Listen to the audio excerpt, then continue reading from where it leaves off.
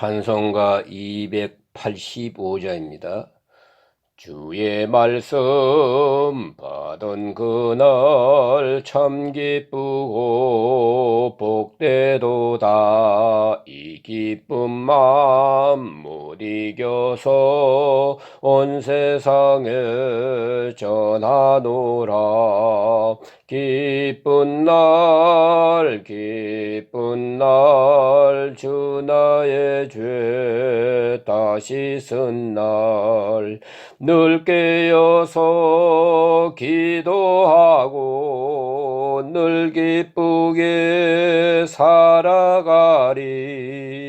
기쁜 날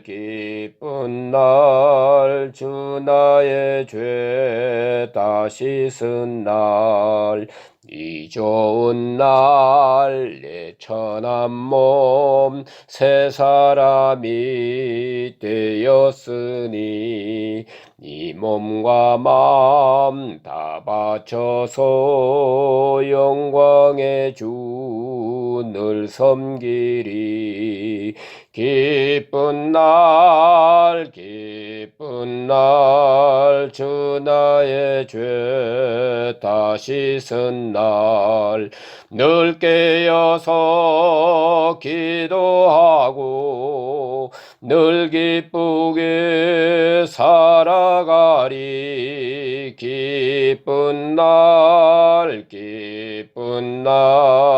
주 나의 죄 다시 쓴 날 새 사람 된 그날부터 편안한 마음 늘 있어서 이 복된 말 전하는 일 나의 본분 삼았도다.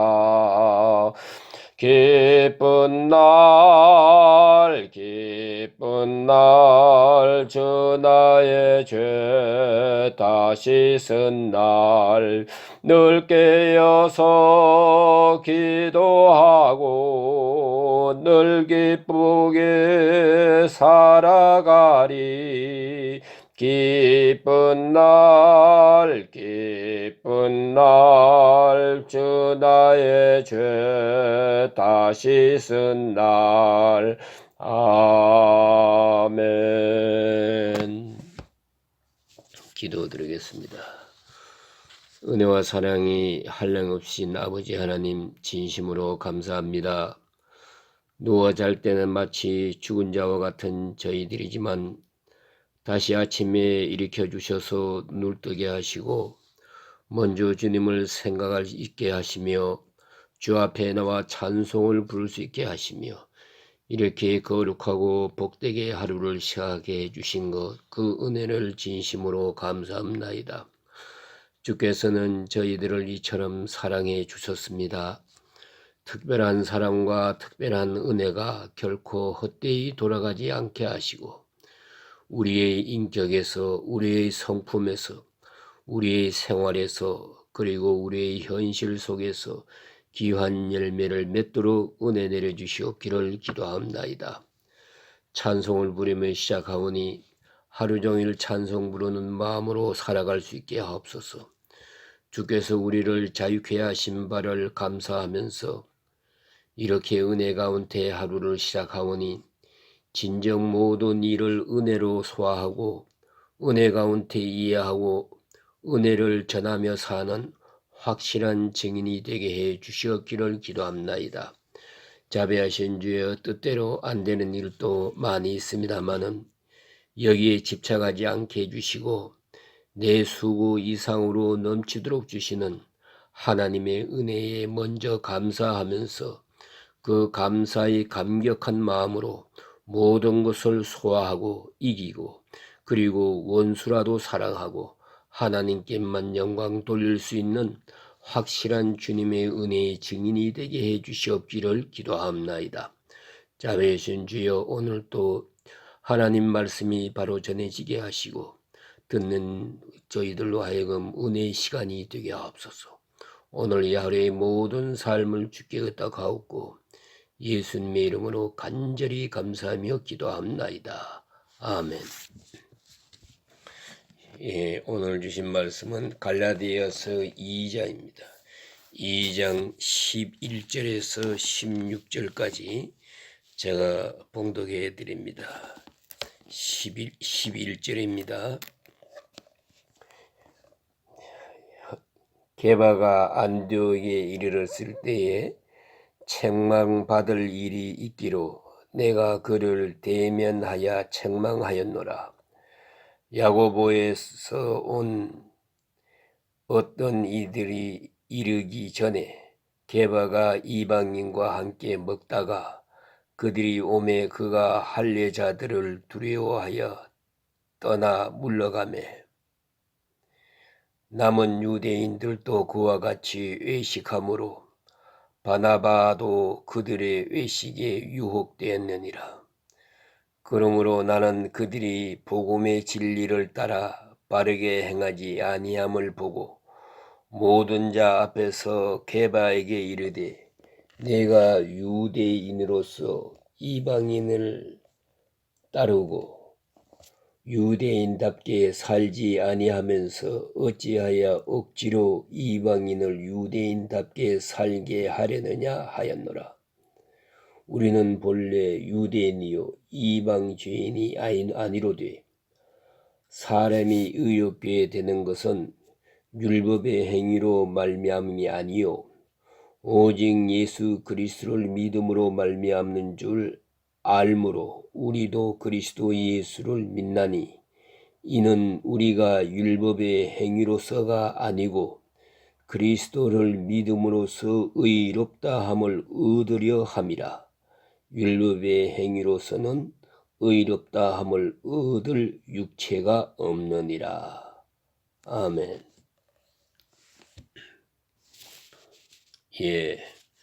오늘 본문에 사도 바울이 믿음으로 말미암아 구원을 얻는다 하는 이 확실한 교리, 이 신앙 고백에 얼마나 철저하게 살았는가 하는 것을 그런 단면의 말씀입니다. 오늘 14절 말씀을 눈여겨보시기를 바랍니다.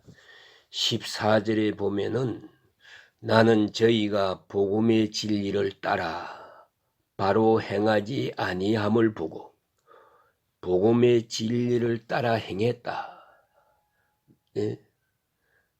늘 그런 말씀입니다. 오직 예수를 믿어 구원을 얻는다고 하는 진리. 그렇다면은 이 신앙을 아시고 이 믿음에 산다면은 그 믿음의 행위가 또 있어야 돼요. 예수를 믿어서 구원받는 그 감격만 가지고 부족하고 그대로 살아야 합니다. 그러니까 자기 의의를 완전히 버리고 주의 의의로 사는 겁니다. 혹은 율법적 의, 율법을 다소간 지켜가지고 의롭게 되는 것 같은 그런 의식을 버려야 한다는 것입니다. 그래서 믿음을 따라 행한 바로 그 믿음을 따라 행한 이게 중요한 것입니다. 믿는다는 말만 하면서 실상은 믿음을 따라 행하지 않아요. 믿음을 따라 느끼지도 않아요. 믿음으로 말미암아 의롭다함을 얻은 사람의 그 감격이라고 하는 것은 모든 것을 다 소화할 수 있는 것이에요. 성경에 있는 말씀대로 보면 예수께서 하신 말씀을 보세요. 1만 달란트 빚진 사람이 있었다. 도저히 갚을 길이 없다. 옛날엔 빚을 못 갚으면요 자기가 노예로 팔려가서 몸으로 때우는 겁니다. 이거야말로 기가 막힌 일 아닙니까? 빚이라는 것은 꼭 갚아야 되는데 못 갚으면 몸으로 팔려가서 노예로 평생 갚아야 되고요. 자기가 못 갚고 죽으면 자식까지 팔려갑니다. 이렇게 무서운 것입니다. 그런데 이 빚을 갚을 길이 없어요. 그리고 너무 괴로워하고 있을 때 그 빚을 준 채주가 이걸 탕감하게 됐다. 자, 이만 고생하시고 다시 일어나도록 합시다. 다 탕감해 주겠다. 이거 얼마나 고마운 일입니까? 이 감격은 말할 수 없는 것입니다. 그런데 이렇게 탕감을 받고 나가다가 예? 이렇게 사람이란 것은 그렇잖아요. 다 엉쳐 사는 것이니까 말이지요. 내가 또 남에게 빚을 졌지만은 또 자기한테 빚진 사람도 있거든요. 그 100데나리온 빚진 사람이 있었다. 이 사람을 붙들고 갚으라 그랬어요. 이걸 못 갚는다고 해서 능욕을 하고 감옥에다 쳐넣었단 말입니다. 자, 이것은 뭐냐 하면은 오늘 말씀대로 보면은 복음의 진리를 따라 바로 행하지 아니한 사람이에요. 복음의 진리를 따라 행하는 사람은 이제 많은 탕감을 받았습니다. 많은 용서를 받았기 때문에 자기한테 잘못한 사람 얼마든지 용서할 수 있어요. 그게 바로 복음의 진리를 따라 사는 사람이에요. 그런 거로 우리는 이 은혜의 생활이라는 것은 단순히 이 감정에 머무는 것이 아니에요. 이것이 의지가 되고 이것이 생활이 되고 실생활이 되어야 된다는 것을 항상 잊지 말아야 됩니다. 복음의 진리를 따라 행한다. 바로 이 행한다고 하는 것, 그 의미가 얼마나 큰 것인가를 우리가 알아야 합니다. 그야말로 늘 찬송하면서 이 은혜의 간증자로서 그렇게 살아가는 것이에요. 그렇게 행하는 것입니다. 행동이 있어야 됩니다. 그런데 오늘 그런 이야기, 오늘 여기 본문에 나타난 대로 보면은 바울은 꼭 이렇게 믿고 이렇게 살아가고 있는데 게바, 즉 베드로가 실수했다는 것입니다. 이 문제가 있을 때에 바울이 당돌하게 베드로를 책망했다 그랬어요. 책망할 수밖에 없었어요. 이건 교리적인 문제이기 때문에 한치의 양보할 수가 없습니다. 한치도. 그만큼 그는 복음 진리 안에서 철저하게 그렇게 살아야 한다고 믿고 있었다는 그런 얘기입니다. 본문에 있는 대로 말씀드리고 싶은 것이 뭐냐 하면 여기 차이가 나는데요. 베드로하고 바울입니다. 아시는 대로 베드로라는 사람은 갈릴리 어부입니다. 바울에 비한다면은 이 세상적으로는 무식한 사람이에요. 이렇게 보면은 율법에 대해서도 그렇고 성경에 대해서도 그렇습니다. 아무래도 바울을 따라갈 수가 없어요. 바울은 바리새인 교인이지요. 가말리엘 문화에서 공부한 사람이지요. 철학자입니다. 많이 아는 사람이에요. 이 사람이 예수를 믿게 되니까 이 신앙을 철저하게 철학화, 신학화합니다. 체계화합니다. 그래서 이 교리를 예수 믿는 믿음으로 말미암아 구원을 얻는다. 그렇게 생각하고 감격하고 또 그렇게 끝나는 것이 아니고 이것이 무엇을 의미하는가? 율법적으로 이 어디에 해당하는가? 성경에 어디에 이것이 있는가? 결국은 아브라함이 하나님을 믿음에 그것을 의로 여기고 창세기의 말씀을 인용하고 또 하박국의 말씀대로 의인은 믿음으로 말미암아 살리라 하는 말씀, 이런 말씀을 발견하고 구약 성경으로부터 인간은 처음부터 믿음으로 말미암아 구원 얻게 되어 있는 것이다. 그 원리를 찾아내고 철저하게 성경적으로 이해하고 신학적으로 이해했단 말입니다. 이렇게 확실하게 이해한 것이기 때문에 동요가 없어요. 흔들림이 없습니다. 이런 문제가 생기든 저런 문제가 생기든 아주 확실하게 항상 변증적으로 그렇게 신앙을 지켜갈 수 있었다는 거예요.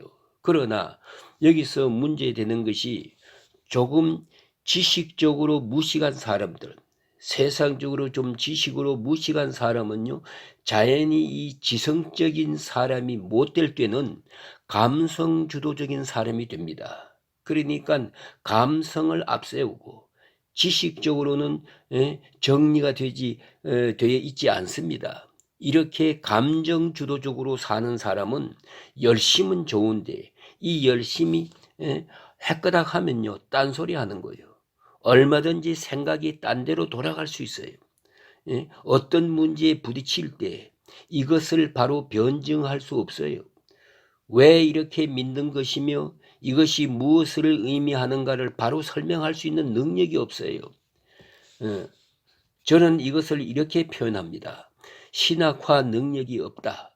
이 문제를 신학적으로 성서적으로 해석을 해내야 이것을 해답을 내고 풀이하고 믿고 나가겠는데 그걸 할 능력이 없는 거예요. 그러니까 신학화 능력이 없을 때 그 신앙은 쉽게 흔들릴 수 있다 하는 얘기가 됩니다. 이렇게 볼 때에 바울은 이면에서 신학화 능력의 지수가 높은 사람이에요. 아주 높은 능력을 가진 사람입니다. 베드로는 예수의 수제자이기도 하지만은 신학화 능력에 있어서는 지수가 떨어지는 사람이에요.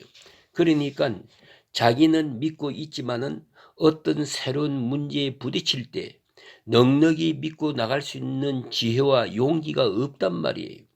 그럴 때 문제가 되더라 하는 얘기입니다. 오늘 또 왜 그런 얘기가 있지 않습니까? 조금 무식한 사람이 뜨거워요. 그런데 이 뜨거움에 문제가 있는 거예요. 이것이 좋은 친구를 만나고 바른 분위기 속에서만 있으면 문제가 없는데 분위기가 바뀔 때 가서는 또 다른 방향으로 열심을 내기가 쉬워요. 그래서 문제가 있다 하는 말씀입니다. 그래서 우리가 성경 공부하는 것, 지식을 높여야 되는 거예요. 지식을 높이고 한마디로 말하면 신학화 능력을 높이 키워가야 되는 거예요. 항상 향상시켜야 앞으로 또 어떤 사람을 만나든지 어떤 얘기를 듣든지 신학적으로 이것을 풀이하고 성서적으로 풀이해서 대답할 수가 있거든요. 그 마음에서 대답이 나와야 믿고 나가던 힘을 앞으로 더 힘있게 밀고 나갈 수 있는 거예요. 이렇게 대답을 바로 할 수 없으면 어떻게 되는고 하니 좌절하게 되고 혹은 우회전 좌회전 하게 되는 것입니다. 그런데 오늘 본문에 그런 이야기를 듣게 됩니다. 베드로가 안디옥을 방문했다는 것입니다. 베드로는 어디까지나 예루살렘을 중심해서 유대 사람을 상대로 하는 거기에 교회의 지도자라고 볼 수 있습니다. 그러다가 이방 사람도 예수를 믿는다는 소식을 듣고 그가 이방 교회와 하나가 되기 위해서 안디옥을 방문하게 됩니다. 유대를 중심해서는 예루살렘 교회, 또 이방 사람들을 위한 선교 본부는 안디옥에 있다고 보아야 됩니다. 그래 많은 그리스도인들이 있거든요. 여기는 베드로가 방문하게 되었습니다. 그래서 반갑게 인사하고 어떤 이방 사람하고 식사를 하게 되었다는 거예요. 혹 고기를 잡수설는지 몰라요. 고기를 먹게 되면은 우상의 제물일 수도 있거든요. 어쨌든 이런 것을 이방 사람의 믿음을 생각해서 같이 식사를 하게 된 것 같아. 거기까지는 잘한 것입니다. 대사도 베드로와 같이 식사를 했다면 얼마나 반가워하고 고마워하겠어요. 여기까지는 좋았는데 식사를 하는 동안에 엄격한 율법에 매여 있는 유대 사람들이 들어왔어요. 그들이 오는 것을 보고 베드로가 겁이 나서 벌떡 일어섰어요. 거기서 당당하게 형제요 같이 식사합시다 하고 같이 식사하게 만들어야 되겠는데 그렇게 못하고 그만 저 사람들이 내가 그만 이방 사람하고 우상의 제물을 먹었다고 다니면서 비방하게 될까 두고두고 큰 문제가 되겠군요. 걱정이 되어 가지고 벌떡 일어나서 섰어요. 이게 뭐냐? 유대 사람들은 이방 사람하고 같이 먹을 수가 없다. 예수 믿어도 같이 먹을 수가 없다. 예수를 같이 믿어도 이방 사람과 유대 사람은 다르다. 이런 소문이 퍼지게 돼서 유대 사람들도 아직 처음 믿으면서 아직 신학적으로 아직 정리가 되지 못한 유대 사람들 가운데는요. 낙심하게 돼 있어요. 이 말을 듣고 이방 사람들은 또 실망해요. 대사도 베드로가 이렇게 하면 우리 이방 사람은 어떻게 하란 말인가? 우리 할례 받지 못한 사람이 예수 믿으면 구원 받는다고 우리가 믿었는데, 그럼 다시 할례 받으란 말인가? 히브리 말을 배우고 히브리 말로 성경을 읽어야 되고 유대 사람이 되어야 되는 것인가? 예? 어떻게 된 것인가? 바울은 이렇게 말씀했는데 베드로는 또 이렇다 하고 우리는 어떻게 하면 좋은가? 휘청거리게 된단 말이지요. 혼란이 생겼어요. 이제 바울이 더 참 수가 없어요. 이 문제는 양보할 수 없는 양보할 수 없는 선에 왔거든요. 그래서 공개적으로 베드로를 향해 책망했던 거 아닙니까? 이건 대단히 당돌한 일입니다. 오늘 본문 성경대로 보세요. 게바에게 말했다는 겁니다. 내가 유대인으로서 이방인을 따르고 유대인답게 살지 아니하면서 어찌하여 억지로 이방인을 유대인답게 살게 하려느냐. 이거 아주 거창한 책망입니다. 대단히 중요한 문제로 이 사건을 다루었어요. 기독교인을 율법주의자로 만드는 것이요. 예수만 믿으면 구원받는다고 하는 이 교리를 포기하게는 하는 게 아니냐. 이렇게 책망을 하게 됐다는 것입니다. 이렇게 책망을 들은 베드로가 어떻게 되었을까? 그게 궁금합니다만은 베드로서에 가보면요. 나의 형제 바울이 하는 말을 여러 번 합니다. 이런 말을 미루어 볼 때요. 베드로는 예수를 모른다고 했다가 회개했거니와 여기서도 아마 실수하고도 회개는 바로 한 것 같아요. 그래서 바울과 사이가 절대로 나빠지지 않고 끝까지 이방 사람을 위해서 수고하는 나의 형제요라고 그렇게 인정한 것을 볼 때 다행스러운 일이라고 생각을 합니다. 어쨌든 그런 거로 바울이 여기에서 아주 당돌하게 아주 강하게 주장한 것이 뭐냐 하면은 복음으로 구원받았으면 복음 진리대로 바로 살아야 한다는 것입니다. 오직 예수를 믿어 구원받는다 했으면 오직 예수를 믿으면 구원받는 거지. 할례를 받고 율법을 지키고 이런 문제는 중요하지 않아요. 그런 거로 우리가 다시 한번 생각해야 됩니다.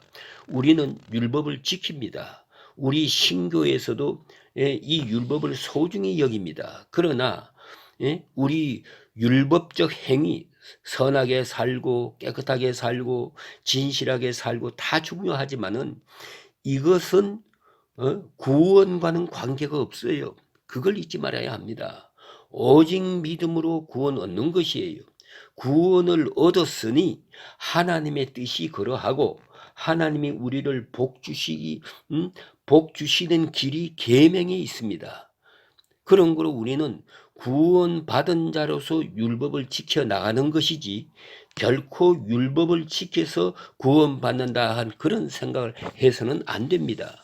우리는 때때로 보면요. 남보다 율법을 좀 더 잘 지키는 것처럼 나타난 사람들이 교만하고요. 이 신앙에 근본적으로 문제가 있어요. 그래서 자기만 못한 사람을 멸시하기도 하고 또 자기가 좀 낫다고 교만하기도 하고 그러는데 그래서 어거스틴이 그 유명한 말을 했어요. 차라리 죄를 지으면서 겸손한 것이 의롭게 살면서 교만한 것보다 낫다 그랬어요. 우리는 율법을 지켜야 합니다. 그러나 구원을 위해서 지키는 것이 아닙니다. 이것은 구원받은 자로서 지키는 것뿐이에요. 이것이 하나님의 뜻이에요. 좀 더 나가서는 우리를 자유롭게 하고 우리를 복되게 하는 길이기 때문에 지키는 거예요. 그것뿐이지 율법적 행위와 혼돈해서는 안 된다는 것입니다.